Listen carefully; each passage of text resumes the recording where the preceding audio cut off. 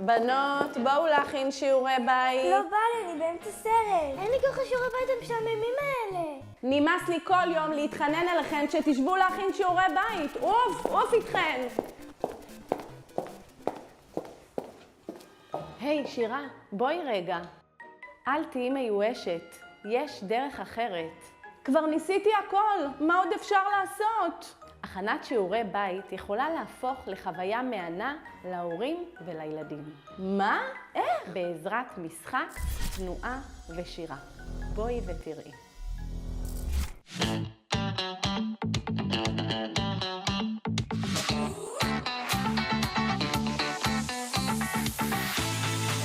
נמאס לכם מהמאבק על הכנת שיעורי הבית?